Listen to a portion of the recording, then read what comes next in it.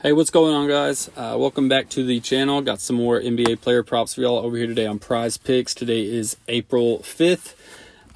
Quick recap of our plays yesterday. Man, what a rough day. Gave out 5 picks, only one of them hit. And what's funny is that the only one that hit was De'Aaron Fox under his first half points. And that is the only one that I said I wasn't sure about, and I gave it as a lean. All the other ones that I completely stood behind, none of them cashed. So, like always, hoping for a bounce back today. I've got 3 picks that I do really like. So I'm really hoping for a nice recovery from a rough day yesterday. So we will get right into it. I've waited so long. Typically, it's a lot earlier, but they've been kind of, taking a little bit to get some of these props up with some of these people questionable on these back-to-backs. So I did finally find 3. There's still no Lakers props. I would love to look at some LeBron and AD if they play. But anyways, what we're going to be looking at first, the first pick I'm going to give out is going to be a Clippers prop, and it's going to be Russell Westbrook. So I was really debating on Russ or Kawhi, because I think they're really both going to have a big game. But I really like Russ just because it's a revenge game, so I really want to go with him. I don't mind any Kawhi plays. I think he goes off tonight as well, whether LeBron and AD play or not. So with Russ, I'm going to go as a fantasy score. I was really digging in his PRA, but man, sometimes he'll put up an extra 10 units on top of his PRA. Like I think against Memphis, he put up 50 PRA, I want to say, and then had like 60 fantasy score or something like. Either way, he's done it a couple times where he absolutely destroys the fantasy score and maybe just hits right under his PRA because he gets his blocks and his steals. So I'm going to go over his fantasy score here. And like I said, he's going against his old team, the Lakers, tonight. DK does have his PRA juiced over at -125. That's as close as you sportsbook guys can get to this fantasy score as far as, trying to reference it. So 232 over under. Got the Clippers by 3. That is with LeBron and AD playing. I'm sure that changes if they're ruled out. Like I said, revenge game for him. Lakers are on back-to-back, so I think he gets a somewhat tired Lakers team. He's coming off fresh, and I think he comes out to play and, really looks to show up his old team. The Lakers this season against this point guard position are not super pretty. They're fantasy points here, and they're giving up the second most on the season. Like I said, I like his PRA because they're giving up the second most points. Rebounds are middle of the pack, and assists are bottom 10 in the league. So that's why I don't mind that as well. But like I said, I really like his fantasy points here. I think he just does everything tonight. He is just going to go berserk. So I like that. Also, this is a absolutely huge game for the Clippers and as well the Lakers. But if we take a look at this playoff picture right here at the season end today, this is what we look like. So we've got the Clippers at 41-38. That's their record. They play LA tonight. They each sit at the 6 and 7 seed. Clippers being at 6 seed.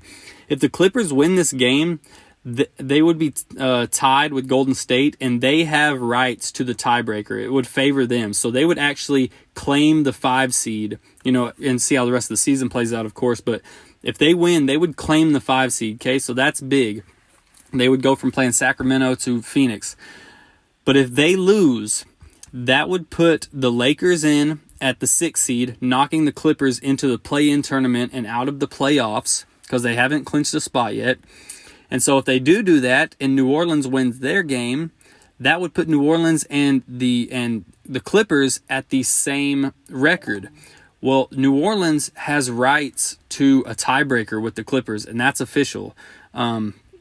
So if it becomes a tiebreaker between the Clippers and New Orleans, the Clippers drop. So they would drop from the 7 seed to the 8 seed automatically, which puts them in a lot more dangerous of a spot. Now, with them being at the 8 seed, look who's behind them at 9, Minnesota, and they would have a tied record with them if Minnesota wins. And guess who owns rights to a tiebreaker between Minnesota and the Clippers? Minnesota does. So the Clippers would then drop straight to the 9 seed. Sorry, guys. Would drop straight to the 9 seed. if OKC wins 2 or 3 games and somehow ties the Clippers, they also officially have rights to tiebreaker over the Clippers. So the Clippers could actually go from 6 to the 10 seed in a matter of 2 games. And all they have to do is lose this one game and a couple other teams win a game or two, and they go from a solid spot in the playoffs at 6 to the 10 seed, giving up a spot to the Lakers, the Pelicans, OKC, and Minnesota.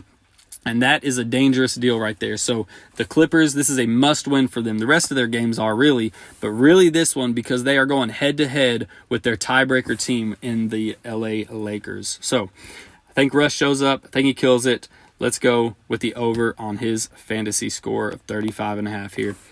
Second pick is going to be Pascal Siakam. And I like the over on his fantasy score as well. It's at 39.5.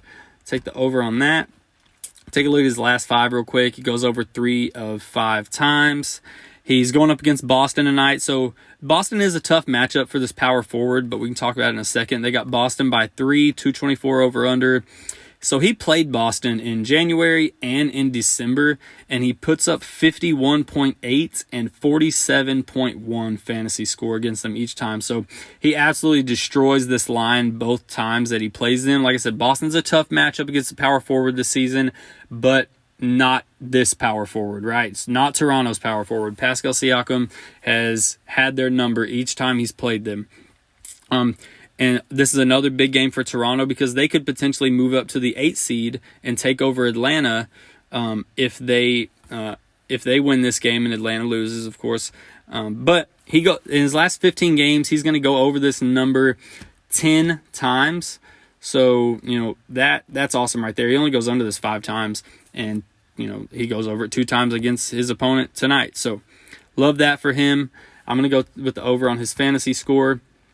And the last one is going to be Quentin Grimes. So I was kind of waiting on Jalen Brunson news because he was going to play this morning, and then there was talks that he was questionable, and then they finally ruled him out. So I'm going to go ahead and take Quentin Grimes. I'm going to go with this PRA here. I don't really mind his points either, but I think he's going to kind of show out tonight as well. I'm going to go over his 23.5 PRA. We take a look at his last 5. He goes over this 4 times with plenty of cushion. Only goes under against Cleveland. Of course, they're a tough matchup. That should not be the case tonight in the Indiana Pacers because they are terrible. On the season, the Pacers are giving up to the shooting guard, which of course he's going to kind of swap into shooting guard and small forward, but we'll say shooting guard. That's what they got him projected as right now. Against the shooting guard on the season, the points, the Pacers giving up the 3rd most. Rebounds, they're giving up the 11th most. Right down here, hiding off the screen down there. And then assists, they are giving up the 7th most assists to this shooting guard position. So you can't ask for a better matchup. Jalen Brunson's out. Julius Randle's out. These guys should be able to have a field day with the Indiana Pacers. So I really like this one for him. Those are going to be the 3 plays. I will not keep you guys any longer. Going Russell Westbrook over his 35.5 fantasy score. Pascal Siakam over his 39.5 fantasy score. Quentin Grimes over his 23.5 PRA. Good luck tonight, everybody. A really rough day yesterday. Like I said, I hate that happened. I really hate it.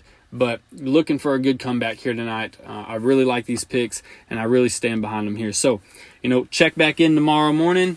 See you guys later. Good luck.